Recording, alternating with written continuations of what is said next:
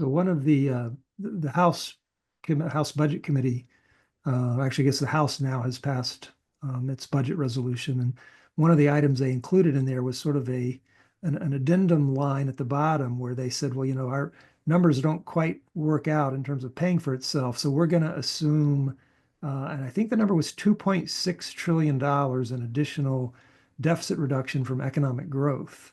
Now, obviously, the budget resolution itself doesn't spell out the specific policies that are assumed, but I mean, what's your thought on sort of, this magic asterisk notion of, we're just going to assume higher economic growth, and 2.6 trillion seems like a pretty big number. Is that relative to the conference you mentioned back in December? I mean, did any of them have the kind of numbers 2.6 trillion as a feedback effect from extending the tax cuts? No, they didn't. That's outside the range of professional opinion on the matter.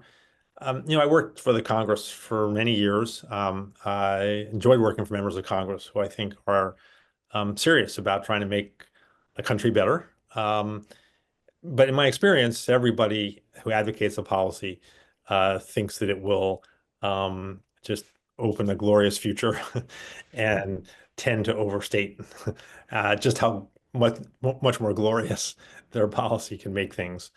That's why Congress, in its wisdom, established the Congressional Budget Office. It's why many years earlier they established the professional staff for the Joint Committee on Taxation, was to provide objective estimates, nonpartisan estimates. People are not advocating for or against certain policies, but are drawing on the professional consensus, which can also be wrong, and estimates are wrong in many cases. But at least by having these agencies established to serve Congress, Congress gets the benefit of expert opinion. Advocates still will think their policies are better, and opponents will still think policies are worse.